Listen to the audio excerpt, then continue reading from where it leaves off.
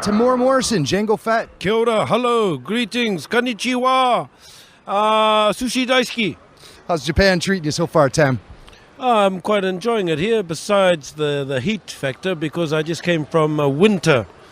And other than that, though, the people are lovely, trying out some of the food. And I find that the people are very respectful here, and they're quite passionate about their Star Wars, aren't they? Absolutely. As a matter of fact, I was just over in the Artist Alley, and artist Lawrence Noble has been sculpting a Luke Skywalker bust. And when they announced who won it, it was a group of girls, and they just started crying. They were so excited. They're very passionate about Star Wars in Japan, aren't they? Yes, I had one girl crying when I signed her autograph, and so I gave her an extra photo since she shed tears for me, so I found it quite a humbling experience. Having someone cry over my autograph. But I guess you hit it on the nail there. They are quite a passionate people, and I think the other thing is, too, they still, abide by their kind of traditional cultural values here, And, I notice if I've left something lying around, it'll still be here 6-10 hours later, and, those kinds of qualities in this world and in this day and age are slowly dissipating away. So some of those things are great to be here. As of course, I haven't seen too much of this place because we've been in this convention most of the weekend, but still we have fun, and it's good to catch up with people like Ray Park and Daniel and Jeremy and them who I've spotted on other conventions. And the big highlight for me on this trip is that we've actually been getting up early, Ray Park and myself and Daniel, and been going out and do a little bit of training out in the park. So I've been doing a bit of fitness while I'm here too, so I'm really enjoying that.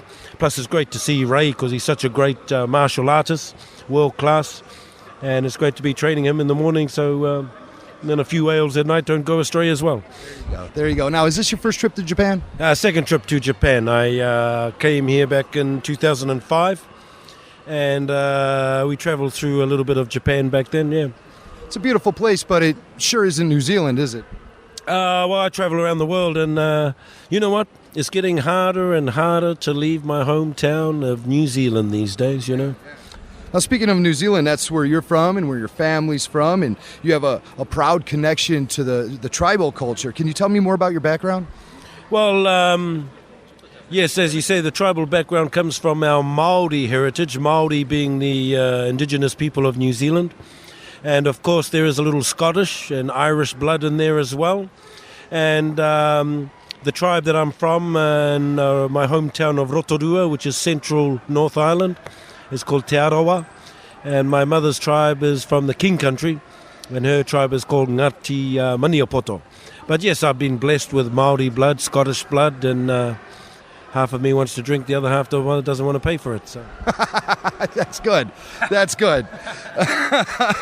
You performed tribal dance before you became an actor. Even going on tour, what was that like? Yes, I've toured a lot around the world with our family group first, and we used to travel. We had the opportunity to travel. Of course, we were performing our own cultural dances, which is very similar to the Hawaiian kind of dancing, where we perform songs and dances, and also the haka is quite a popular dance that we do, like the war dance. You may have seen it where the All Blacks do it before a big game of rugby. And yes, so that was my upbringing. And I guess when you look at that, being brought up in the performing arts and the cultural arts, I guess that was the seed for my acting career, I guess. It came from somewhere, and I guess that's where it started from. Now, it's true, fans are coming up, taking pictures of you. I mean, everyone wants a piece of Jango, right? Well, I had a busy few days. It's just quiet enough now because it's the last day and it's getting on 3:30. So I think everyone's got their autograph or their photo or whatever they wanted. But yes, I've never seen a race that so attached to their cameras. True. Everyone has a camera out here, I have a camera on my phone, and every time I try to call someone, I take a picture of my knee.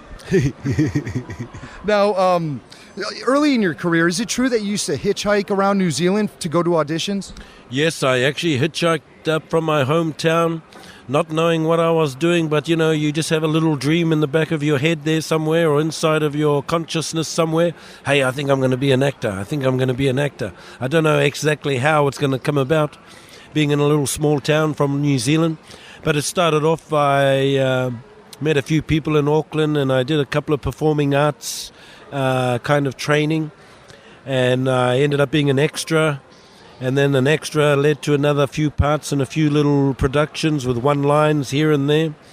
And I guess that's where I got the bug from, just those few little initial films, those few little initial TV programs.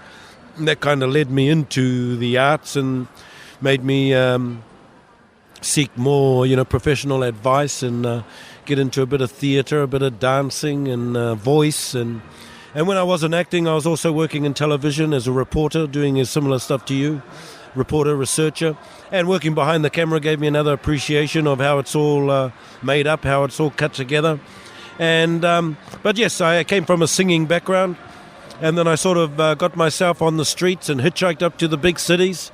I always used to dress well, so it wouldn't take long for me to get a ride. I didn't like being late for these auditions, so I'd always dress with a tie on, and the guys I'd always get a ride, from the people driving. And then, of course, the big move to Hollywood. After a movie called Once We're Warriors, and the same thing again, walked the streets there, showed my photo around, and there was a film, Once We're Warriors, kind of put me on the map over there, but also it was the chance, you still actually have to go there, you still have to walk the streets, you still have to do the yards, I guess, so, and after doing that, one thing led to another, and then sort of got lucky here and there, if you keep trying, keep persevering, keep turning up, keep auditioning, after a few no's, a yes will come. And after Once We're Warriors, your career took off, which leads us to Star Wars. Did they seek you out for the role, or did you hear about the film production coming to Down Under and you auditioned for it? No, I think I auditioned for it. It wasn't a case of them seeking me out. I think it was a case that they were looking at a few people. But I guess at the same time, mentioning that, I guess Once We're Warriors sort of put me on the map and gave them, gave me, have a look at this guy, because, it was quite a powerful art house film. And obviously Robin Gurlin, who was casting Star Wars at the time, they had obviously seen it, which kind of was the seed, was the key to the door opening. And I remember meeting Robin in LA, and we just basically had a bit of a chat. And, later on I got the phone call to say, yes, I'm in. And how familiar were you with Star Wars when you went into it? Well, you kind of knew of it and all that kind of thing, but I must admit I wasn't like a serious, we just knew of it, and then I had to sort of get out the old videos and start watching them just to, it was back in the 70s, so I think I was still just leaving high school when that first one came out, so, and, being down in New Zealand, I think there were other distractions down there, a lot of bush and that kind of stuff, so going to the movies wasn't a high priority. I used to like the kung fu movies, though, all that stuff out of Hong Kong. Bruce Lee movies. Now, in the documentaries that came with the DVDs and everything, you really appear to be enjoying yourself on the set. How much fun was it to work on Star Wars? Yes, well, that's what I do anyway. I try to enjoy myself, and they had great lunches, and I was always looking forward to lunch. Actually, it was a Kiwi chef on set in Sydney. But George makes things pretty relaxed anyway. He's a pretty relaxed director. I have actually, to be honest, I never actually saw him get upset once or tense once or, actually sort of lose his cool like I've seen other directors do. But I guess, that I always try to enjoy myself, because it is, when I remember my first day, I was very nervous because I had a scene with Obi-Wan when he came to visit my apartment and looking at the army. So, and he had done a number of years with Star Wars by then, and it was my first day, but I try to enjoy it, and that kind of relaxes you a bit, You work, if you do anything, if you're relaxed, it seems to work a little better, I think. Yeah, definitely. And what was it like working with Ewing? Oh, Ewing, fantastic, yeah. Great actor, isn't he? Great actor, very steady, good-looking man, and a very good actor, knows what he's doing. Yeah, so it was nice to actually have a scene with him in that episode too. And another great scene from episode 2 was the fight scene you had with Ewing in the rain. Now, that was a very complex scene to shoot. Yes, and what was that experience like? It was very complex, all right, because I was in my hotel room waiting for them to finish because I let the double do all that. Now, isn't there a story about, did you sneak off the set and have your double go in and no one knew, or what was up with that? No, I saw him eating all the biscuits at craft service. And then I suddenly did. I did it for a morning because I wanted to have a go at it, just get the moves right. I don't mind all that physical stuff anyway. I kind of enjoy that anyway. But when I saw him eating all the biscuits at craft service, I was a little bit envious. So I said, then after I was getting a bit wet, and there was water trickling down the back of my neck into those funny bits of your body, and it became a little bit uncomfortable. So I said, the quickest opportunity. And then once you realise that they can't tell who the hell's underneath that helmet, it didn't take me long to figure it out. Hey, mate, get that double over here quick. You found your loophole. Yeah, you're on, mate, you're on. Call me when the helmet comes off. Now, your relationship with Daniel seemed to be pretty tight as well, too. Daniel's cool. Of course, when we've stayed in touch every all these conventions, he's a good guy. And, we had fun on the film set as well. I sort of just took him under my wing. How was it to return to Star Wars in Revenge of the Sith as Commander Cody? Yeah, that was great too. And all the clones and all the things. By this time, though, it was more my voice, really, because, there was a lot of stuff was being made by the computers. I remember going up to the ranch and talking to the guys that actually recreated me. And I really had a good time up there talking to the people. There's guys there that had to sit there for months on end, look at me and then me in the background, then find another me, then find some other rough footage to put my head on that person. And, so it was kind of interesting just seeing that whole process. Like the guy would turn up to work, show George what he'd done. Yep, that's great. Yep, beautiful. But let's take all their helmets off. I want to see Tim's face.